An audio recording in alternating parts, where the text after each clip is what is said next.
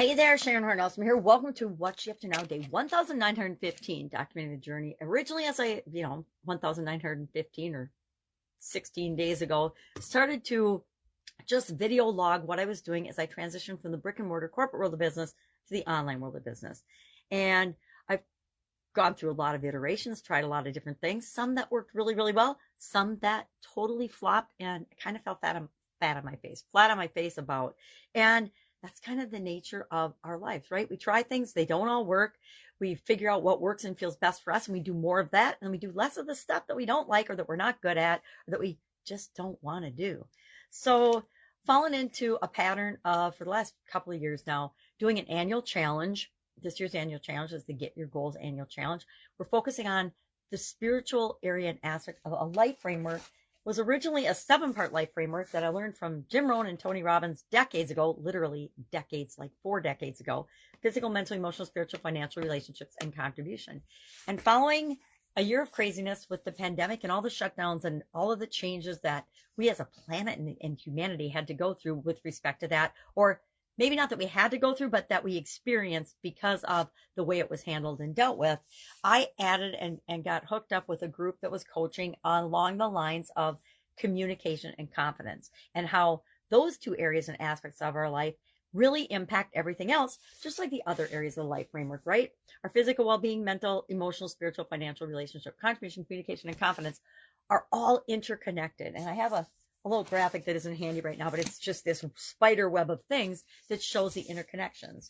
And that was our topic today for the Get Your Goals annual challenge, day 112 already. I talked about, and I document in my little journal, I keep a notebook and do the challenge right along with everybody else. We talked about achieving our spiritual goals and having spiritual goals and working on spirituality, that framework, that area or aspect of our life, and the impact that has on our ability to achieve goals that we want in other areas and aspects of our life. So I just ran through a list and shared a bunch of those for me because I did it last night. And then our idiom, it kind of corresponds, our business idiom for Supersize Your Business, a group that I've had for several years online, now on a Facebook group.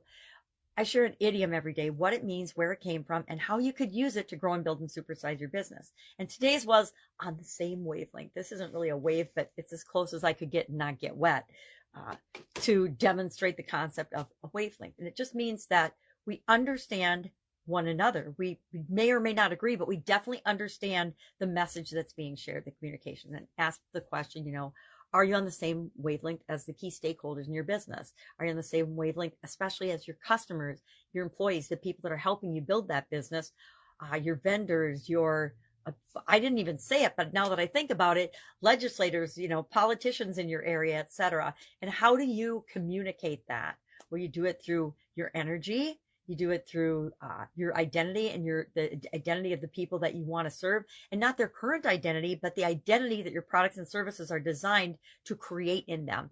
Because nobody goes out looking to buy stuff just for the sake of buying it. They have a challenge or some area of their life that they want to enhance, and that's when they go shopping for products and services and coaches and everything else. So our energy, identity, we want to think about that. Communication styles, brand, causes. I will caution, I will say there's you can do whatever you want. It's your business, right?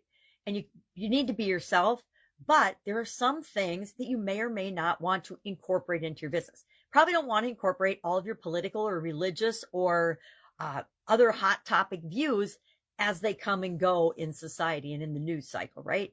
Because the intent of what is being blasted in the news is not the intent of what you want your business to do. There's a lot of coaches and a lot of gurus that teach, just follow the news cycles and figure out how you can tie into that.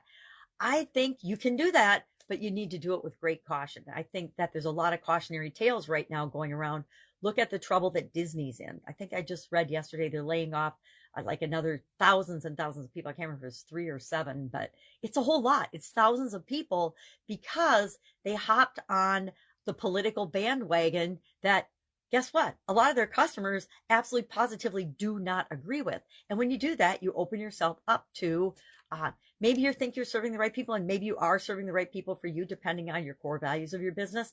But you can also get in a lot of trouble and actually tank and kill your business instead of supersizing.